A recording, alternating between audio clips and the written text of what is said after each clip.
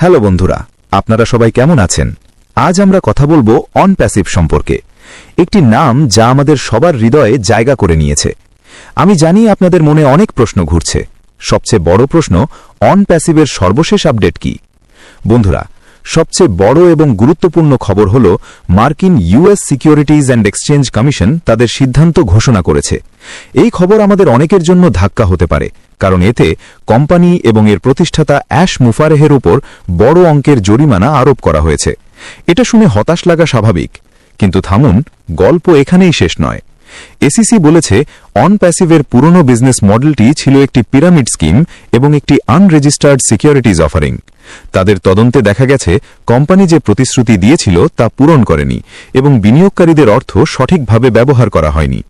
এই কারণে অ্যাশ মুফারেহের উপর বড় ব্যক্তিগত জরিমানা আরোপ করা হয়েছে এবং কিছু সময়ের জন্য তাকে কোনো পাবলিক কোম্পানিতে উচ্চ পদে থাকার উপর নিষেধাজ্ঞা দেওয়া হয়েছে।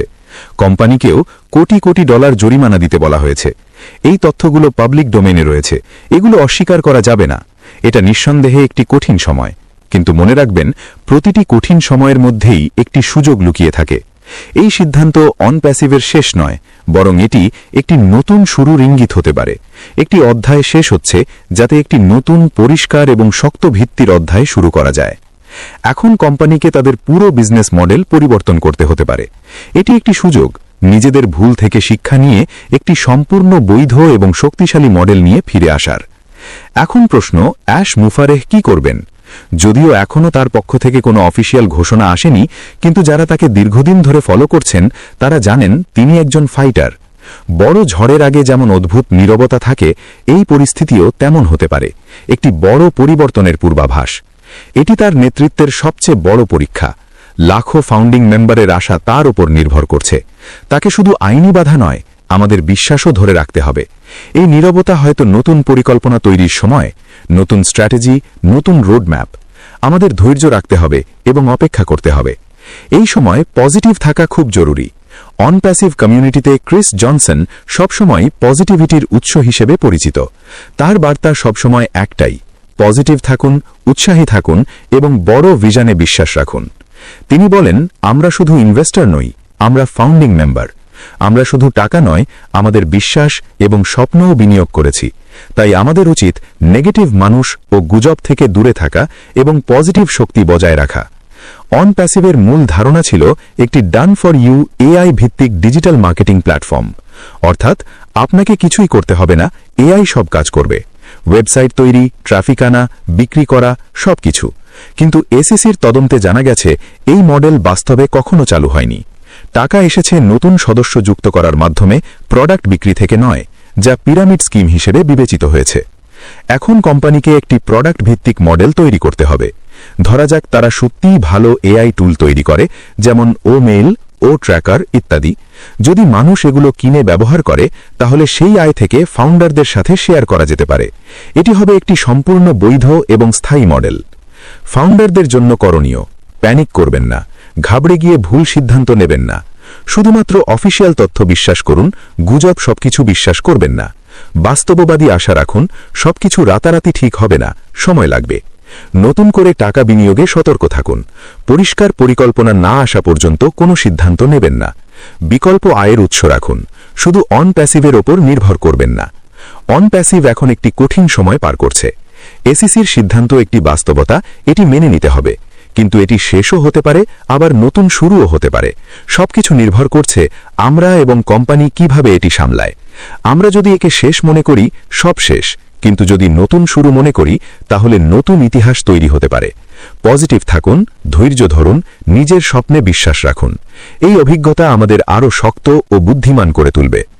আমরা কিছু বড় এবং বিশেষ কিছুর অপেক্ষায় আছি, আর আমাদের এই অপেক্ষা খুব শীঘ্রই বাস্তবে রূপ নিতে চলেছে। এটা শেষ নয়, এটাই হবে আমাদের নতুন শুরু।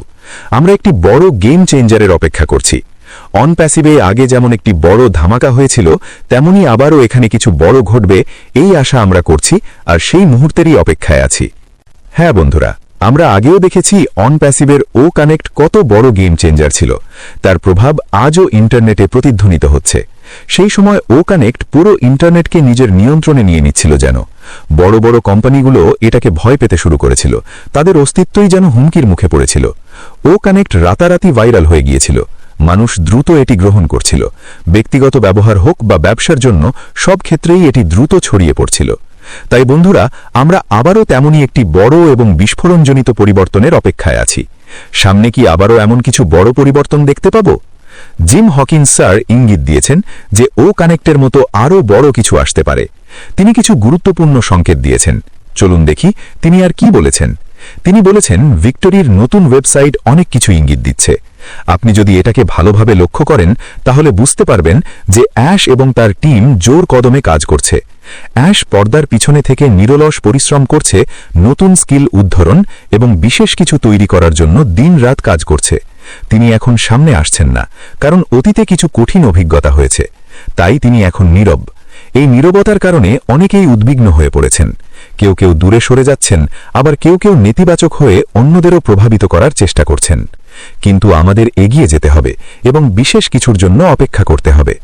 ভিক্টোরি উইথ অ্যাশ খুব শীঘ্রই আসবে। ওয়েবসাইটের পরিবর্তনগুলো আমাদের সেই দিকেই ইঙ্গিত দিচ্ছে। অ্যাশ এবং তার টিম অবিরচ্ছন্নভাবে কাজ করে যাচ্ছে, তারা থেমে নেই। অ্যাশ আমাদের যে প্রতিশ্রুতি দিয়েছেন তা পূরণ করার জন্য তিনি অনেক ত্যাগ স্বীকার করেছেন, তবুও তিনি পিছিয়ে যাননি। তাই আমাদের একটি পরিবার হিসেবে একসাথে থাকতে হবে, ইতিবাচক থাকতে হবে এবং একে অপরকে সহযোগিতা করতে হবে। আমাদের লক্ষ্য পরিষ্কার থাকতে হবে। আমরা এখানে কেন এসেছি? কারণ আমরা বড় কিছু অর্জন করতে চাই, বড় পরিবর্তন দেখতে চাই। বন্ধুরা, আমরা আগেও দেখেছি ও কানেক্ট কত বড় পরিবর্তন এনেছিল। এটি ভিডিও কনফারেন্সিং ইন্ডাস্ট্রিকে নাড়িয়ে দিয়েছিল। বড় বড় কোম্পানিগুলো নিজেদের অস্তিত্ব নিয়ে চিন্তিত হয়ে পড়েছিল। তাই ভবিষ্যতেও আমরা এমন বড় গেম চেঞ্জার দেখতে পাব, এই আশাতেই আমরা এখানে আছি। ভিক্টোরি উইথ অ্যাশে যদি তেমনই বড় কিছু আসে তাহলে সেটা আমাদের জন্য অত্যন্ত গুরুত্বপূর্ণ হবে, তাই আমাদের অপেক্ষা করতে হবে। জিম হকিন্স স্যার আরও বলেছেন, ধৈর্যই আমাদের একমাত্র বন্ধু আর বিশ্বাসই আমাদের একমাত্র পথ। তাই আপনার টিমকে ইতিবাচক রাখুন, তাদের জানান আমরা বড় কিছু পাওয়ার জন্যই এখানে আছি, আর আমরা একসাথে সেই মুহূর্তের অপেক্ষা করছি। যখন এটি আসবে তখন তা হবে একটি বড় পরিবর্তনের সূচনা। এটি আমাদের নতুন যুগের জন্য প্রস্তুত করবে এবং আমাদের একটি বিশেষ মূল্য দেবে। এটি আমাদের এমন এক নতুন জগতে নিয়ে যাবে যার জন্য আমরা এতদিন অপেক্ষা করছি।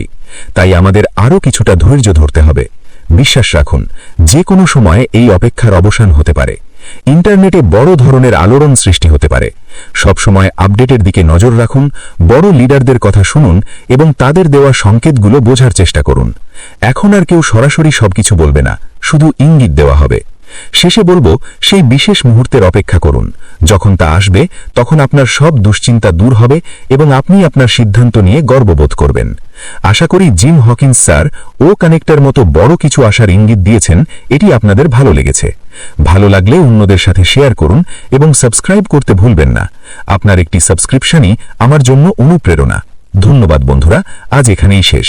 আগামীকাল আবার নতুন ভিডিও ও নতুন তথ্য নিয়ে দেখা হবে।